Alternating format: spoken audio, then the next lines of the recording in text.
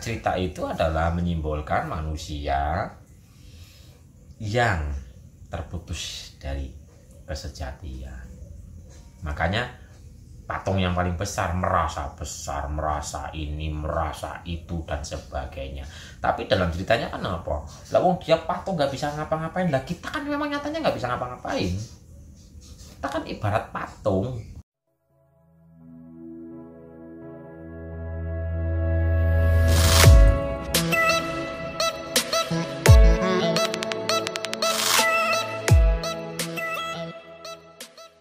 Assalamualaikum Mas Is. Waalaikumsalam Mas. Makna dari kampak yang ditaruh di leher patung dalam cerita Nabi Ibrahim itu apa?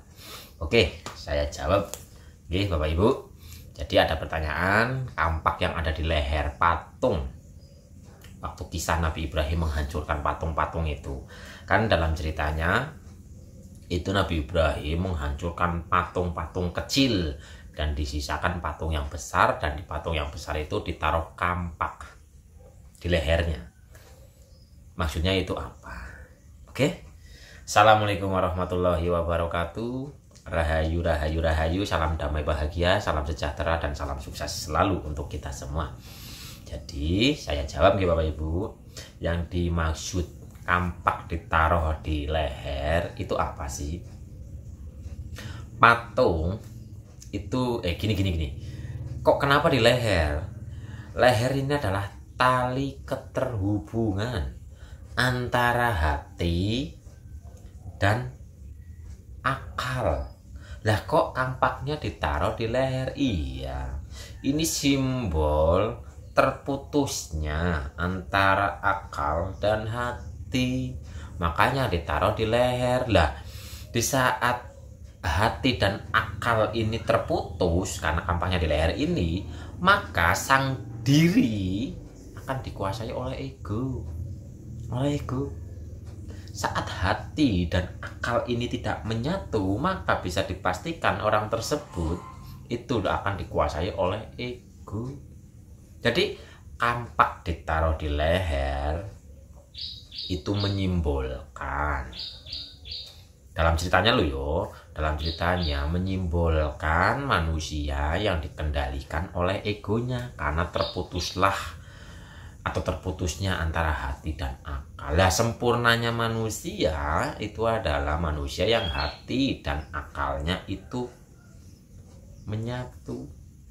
Jadi yang dimaksud dalam cerita kampak ditaruh di leher patung dalam kisah Nabi Ibrahim itu adalah terputusnya diri kita dengan yang sejati.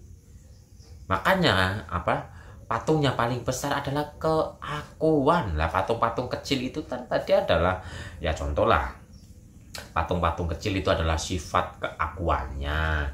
Lah patung yang paling besar adalah sumber keakuannya. Makanya ditaruh di sini kampaknya karena terputus. Jadi nggak usah bingung lagi. Apa sih makna dari kampak yang ditaruh di leher patung? Gitu. Maknanya adalah keakuan ego, tapi bukan keakuan yang sejati. Keakuan yang sejati itu adalah di saat hati dan akal yang sudah sehat, akal yang sudah iman, ini menyatu. Jadi ayo koneksikan antara hati dan akal ini, tunduk patuh kepada yang sejati, maka akan menjadi manusia yang paripurna, manusia yang sejati. Apakah bisa dipahami Bapak Ibu makna dari kampak yang ditaruh di sini? Makanya kan tobat hanya akan bisa diterima di saat nafas belum melewati kerongkongan. Karena di sini ini ada tali keterkoneksian. Tapi kalau dalam cerita tersebut ada kampaknya putus tali keterkoneksiannya. Jadi cerita itu adalah menyimbolkan manusia yang terputus dari kesejatian. Makanya patung yang paling besar, merasa ini, merasa itu, dan sebagainya. Tapi dalam ceritanya kan apa? Lah wong dia patung nggak bisa ngapa-ngapain. Lah kita kan memang nyatanya nggak bisa ngapa-ngapain. Kita kan ibarat patung.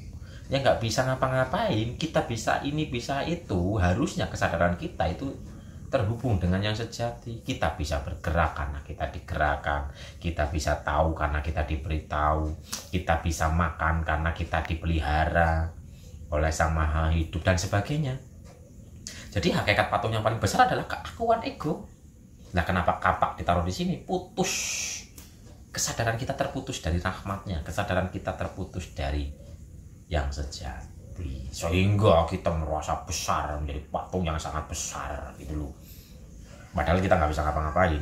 Jadi ayo kita koneksikan lagi keterhubungan diri kita dengan yang sejati, sehingga diri kita itu akan, patungnya akan mengecil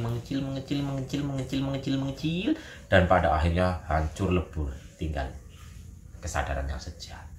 Oke, begitu Bapak Ibu yang dimaksud. Kenapa kampak ada di telinga lah, kampak ada di leher patung, dan patung itu yang tersisa hanya satu, yang paling besar, keakuan ego sumbernya.